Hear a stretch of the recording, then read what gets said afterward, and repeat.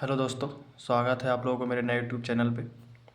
तो अगर आप लोग इस चैनल पे नए हैं तो कृपया लाइक और सब्सक्राइब कर दीजिए, शेयर कर दीजिए, क्योंकि आज हम एक महत्वपूर्ण बात के बारे में विषय के बारे में बात करने आए हैं। बहुत दिनों से हम लोगों का इंतज़ार था कि एसएससी का एग्ज़ाम कब तक होगा। तो आज 11 अप्रैल 2026 को एसएससी ने एक नोटिस जारी किया है। उसमें एसएससी का 2026 का एग्ज़ाम डेट जारी कर दिया है, जो कि 27 अप्रैल से चालू हो रहा है और पूरा मई तक चलेगा।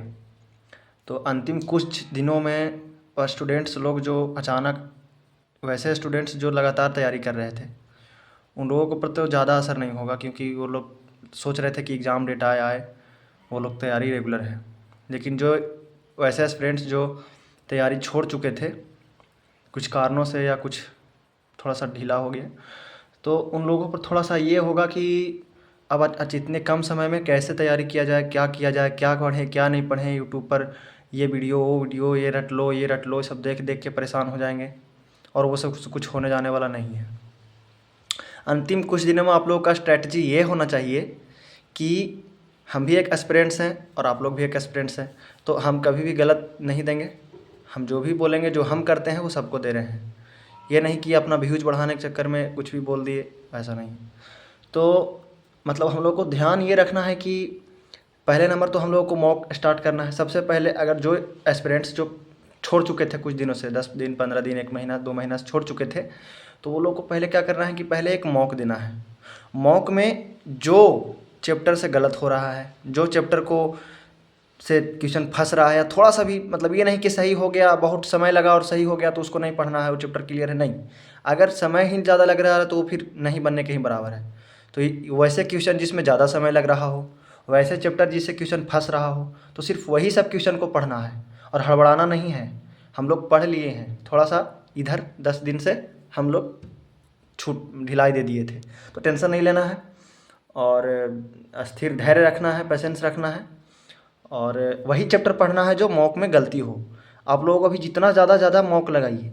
मॉक से होगा क्या कि आपको अपना कमजोरी का पता चलेगा कि हम किस चैप्टर में कमज़ोर हैं। तो और ये नहीं कि कोई भी चैप्टर पढ़ना शुरू कर दिए कि चलिए आज ये चैप्टर, आज चलिए ये चैप्टर, वैसे में आपको जो पढ़ना चाहिए वो भी नहीं पढ़ पाइएगा ढंग से। तो आप लोगों को बस यही रखना चाहिए कि मतलब मॉक में जो गलती होगा वही को पढ़ेंगे। जैसे रीजनिंग में अगर मान लीजिए कि ब्लड रिलेशन का गलत हो रहा है, कोडिंग डिकोडिंग का गलत हो रहा है, तो यही 2 चैप्टर पढ़ेंगे। ये नहीं कि पूरा चैप्टर पढ़ने लगेंगे तो फिर नहीं पढ़ पाइएगा, तो आप लोगों को दिमाग में ये बैठ जाएगा कि हम पूरा नहीं कर पाए हैं, हमको कहीं ना कहीं गलत हो जाएगा। वैसा नहीं करना है। मॉक में जो गलत हो वही करना है। आप लोग जहाँ से भी यूट्यूब पर पढ़ते होंगे या क्लास में पढ़ते होंगे, जो चैप्टर प्रैक्टिस करते हैं वहाँ भी जो चैप्टर से गलती होता है वही चैप्टर को पढ़ना है। ये नहीं कि सब चैप्टर को पढ़ने लगना है, कम समय है।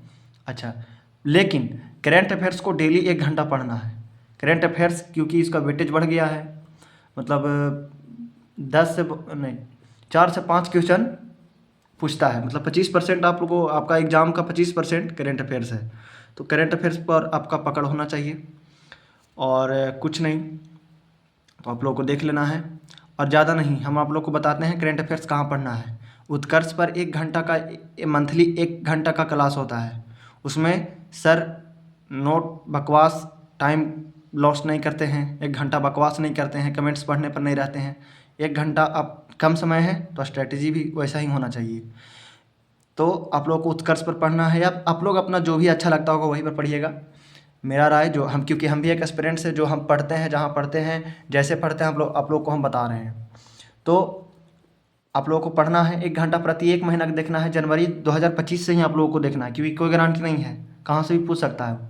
तो हम लोग को रिस्क नहीं लेना है, क्योंकि पूरा साल पढ़े हैं, ये साल भी 2-3 महीना पढ़े हैं, तो ख़राब नहीं करना है। तो जनवरी 2025 से इधर मार्च 2025-26 तक पढ़ लीजिए। अप्रैल का पढ़ने की ज़रूरी नहीं है। करेंट अफेयर्स हो गया, स्टैटिक जीके, ये सब तो अब याद नहीं होगा, तो इतना जल्दी तो होगा भी नहीं।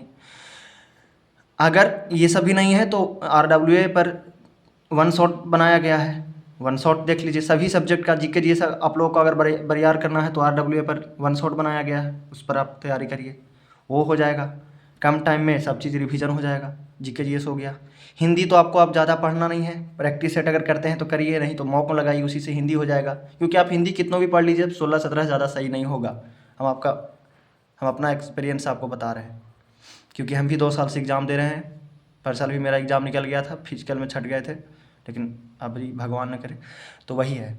और मैथ में तो आपको बताई ही कि जो मॉक में गलती होगा वही चैप्टर पढ़ना है, वही चैप्टर पढ़ना है। हाँ, जिसमें थोड़ा सा समय लगे वो भी चैप्टर पढ़ना है। ये नहीं कि थोड़ा सा समय लगा बन गया तो नहीं पढ़ना है, उसको भी पढ़ना है। और रीजनिंग में भी जो चैप्टर में समय लगेगा उसको पढ़ना ही पढ़ना है, क्योंकि रीजनिंग का हम लोग आसानी में ले लेते हैं, हल्के में ले लेते हैं, और पता चलता है कि रीजनिंग में गलती हो गया।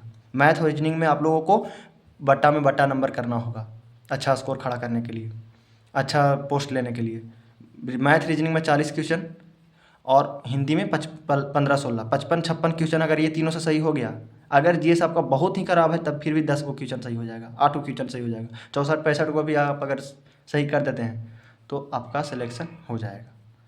या आप अपने राज्य के अनुसार अपना तैयारी करिए, लेकिन हम यही बताएंगे कि मॉक में जो चैप्टर गलती होता है वही पर आप लोग प्रयास करना है। लेकिन करेंट अफेयर्स को नहीं छोड़ना है। करेंट अफेयर्स को डेली 1 से 1.5 घंटा देना है, और ज़्यादा लिखना पढ़ना नहीं है, सिर्फ वीडियो देखना है। जितना हो सके वीडियो देख लीजिए, 2 बार वीडियो देख लीजिए, हो जाएगा, करेंट अफेयर्स हो जाएगा। और बस यही है, आराम से धैर्य रखना है, मॉक मारना है, जो भी चैप्टर गलती हो उसे पढ़ना है, बस और कुछ नहीं करना है। क्योंकि हम लोग पढ़ चुके हैं दोस्त, हम लोग पहली बार नहीं पढ़ रहे हैं, आज से तैयारी नहीं शुरू कर रहे हैं। और अगर आज से तैयारी शुरू करिएगा तो होगा भी नहीं इतना जल्दी। तो हम लोग पढ़ चुके हैं, हड़बड़ाना नहीं है, धैर्य रखना है और अच्छा से पढ़ना है। और सभी को मेरी तरफ से बेस्ट ऑफ लक। आप लोग भी हमको दीजिए साथ साथ। Thank you. जय हिंद।